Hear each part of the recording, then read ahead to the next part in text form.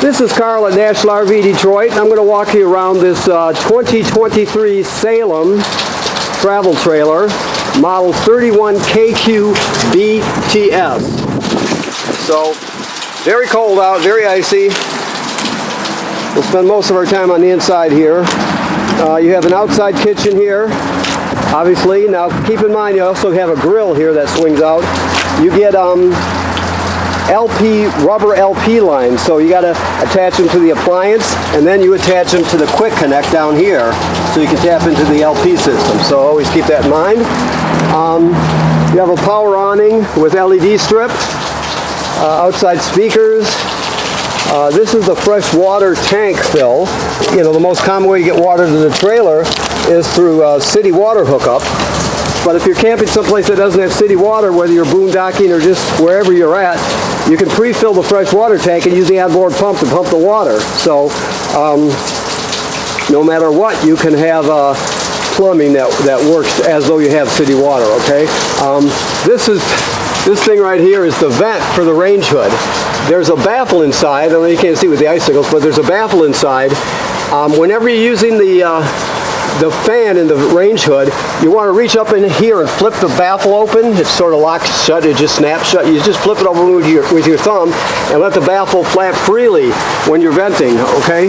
Otherwise you can just snap it shut when you're traveling or in storage, whatever. Of course, this is your furnace here.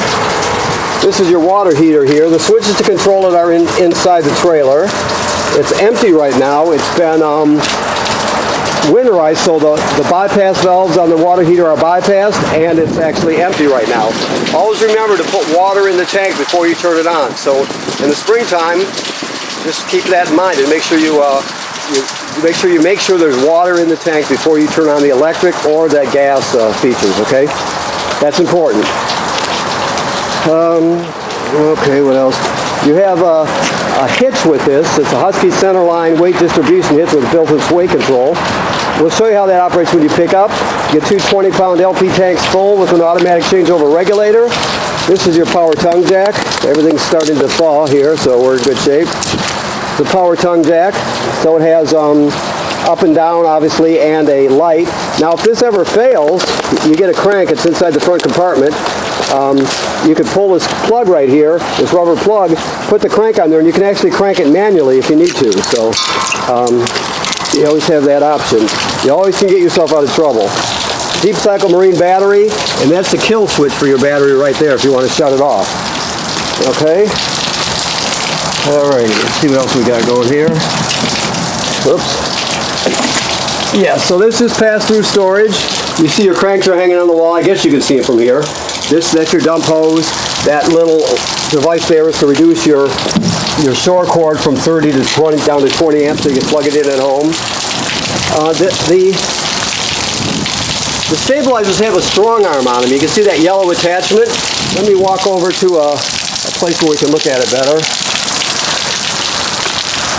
This is your black tank flush here. After you dump your black tank, with the toilet water and waste, of course, you can leave the valve open on your black tank like it states on this sticker here, and you can hook your hose at the dump station on there, and you can actually spray out the inside of your black tank and clean it out really well.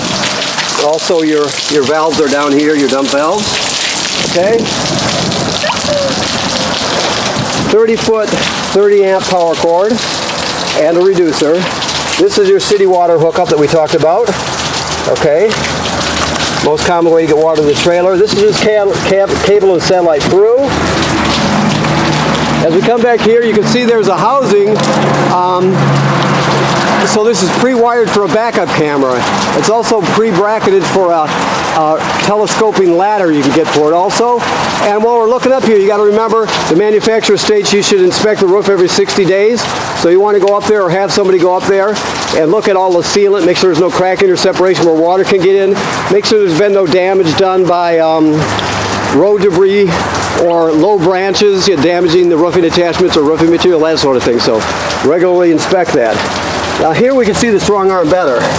You see it's got a T-handle right there. That T-handle, when you're raising and lowering the stabilizer, you always want that loose so the inner section slides through the outer section. Once you get it stabilized in place, you tighten that. and it takes the forward and rearward movement out of it. So just remember before you bring it back up to loosen it. But keep it loose when you're moving it. Once you get in place, tighten it. Okay, let's go inside and see what we got here. Steps are slippery. Let me be careful here. Oh boy, here we go. Okay. Well, the furnace is running.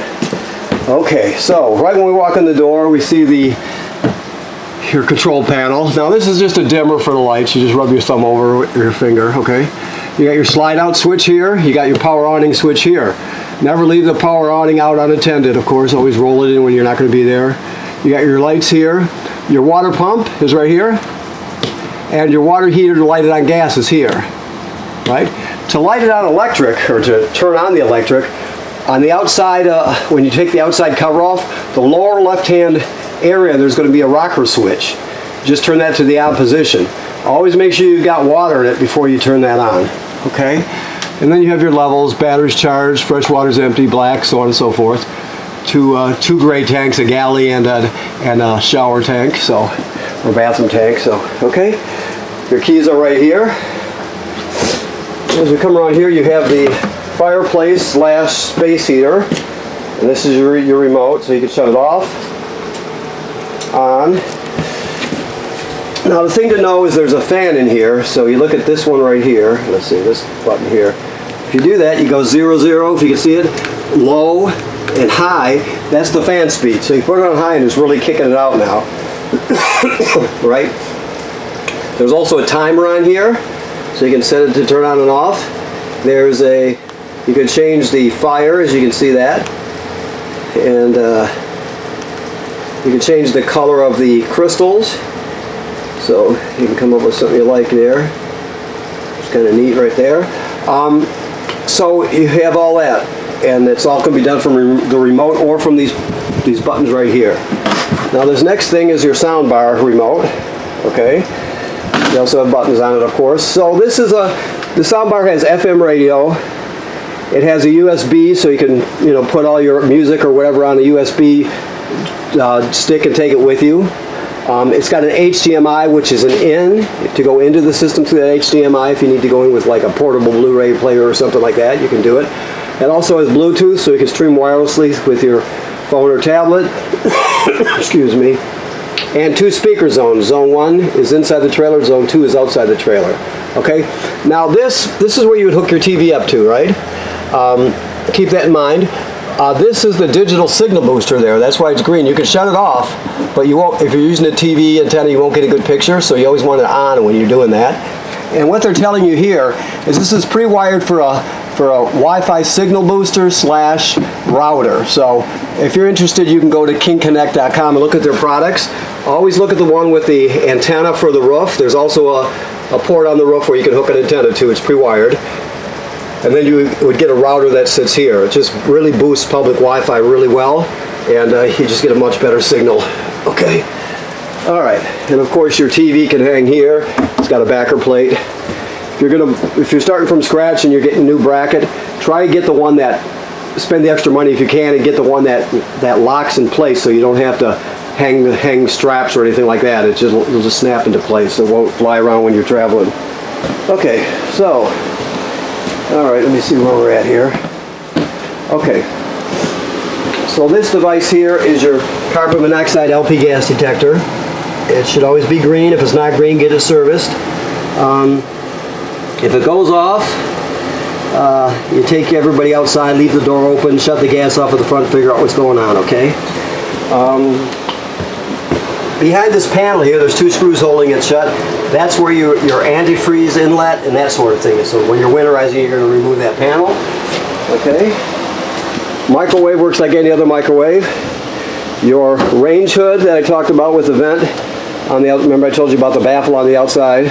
But if you got a fan, and then you got a light. So, okay. Microwave works like any other microwave, as I said. Now your range.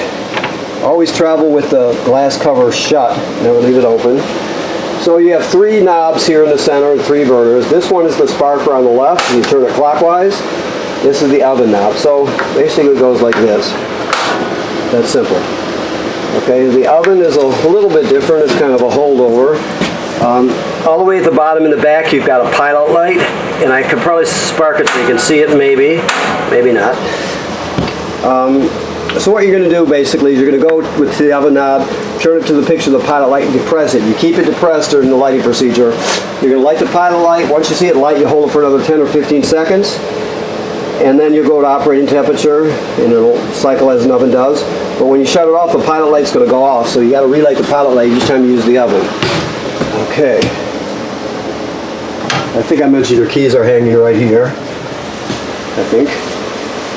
Okay, so while in this room, this is a jackknife couch here. So jackknife's flat, you can turn it into a bed.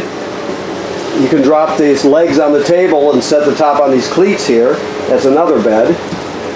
Okay, thermostat here is very simple. You just hit the mode bar to light it up and you just go through the different modes. When it gives you an option for fan speed, auto, always take that. Auto's the best way to go. We got some antifreeze here. It's been winterized, so the shower works like any other shower. Your sink works like any other sink. This is a GFCI here.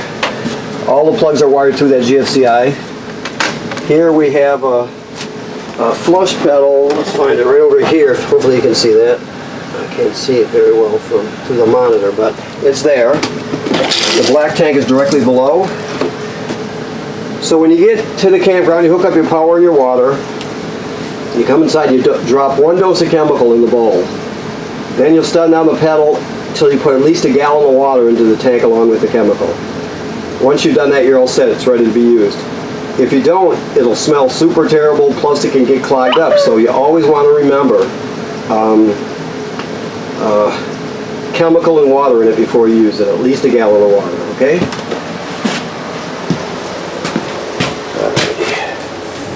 So back here these are the slide out switches for your 2 bunk room slide outs. Always make sure this door is shut and make sure the mirror doors are shut properly. You can drop this one down to another bed, of course. This one folds up if you want to, like so, right? And it folds down. But if you want to fold it up and lock it into place, you've got a couch here. You could also turn this into a bed, so it has potentially 4 beds in it. You have a hook up here for a TV and that sort of thing. And this device right here is the power converter. So what this does is it converts AC to DC power. Let me get that thing off of there. Drive me nuts. Anyway, it converts AC to DC power. You can see inside here you have regular 110 AC circuit breakers like you'd see at home, and they're all labeled. Then the power is converted to 12 volt DC on this side, so you got 12 volt fuses, and they're all labeled. Okay, if they blow, they'll actually glow, and you can see through this tinted plastic. And another thing, this is a battery tender, so it's going to, when you're plugged in, it's going to sense how much energy your battery has, and it's always going to keep it charged up, right? It also will detect what type of battery you have, so it's semi-smart in that way. But when you're plugged in, this will be charging your battery. Of course, when you're pulling down the road, your tow vehicle's alternator will charge the battery. Okay? All right. So, back the other way. Here's our bedroom. Look around, looks like we covered everything. Okay, so the bedroom, you have hookups for a TV. Also, there's a backer here, so you can put a bracket to hang the TV if you want. You have an emergency escape window. They all work pretty much the same. You just push it all the way through. Then you grab a hold of this tab and pull the screen out, and you can escape in an emergency. Okay. This bed lifts up, and there's storage underneath it also. Okay. Alrighty. So let me look around here. We've got it. Okay. I want to thank you for purchasing your trailer here at National RV Detroit. Please remember what I said about inspecting the roof every 60 days. You want to keep after that. A roof inspection is a part of trailer ownership. It's a part of maintenance. You always need to take care of that. And right now, as I stated, this trailer is winterized, so the water's been purged from the system. Excuse me. It's been replaced with antifreeze. The water heater is bypassed, and it's empty right now. Always make sure you fill it before you turn it on. Okay? Thank you.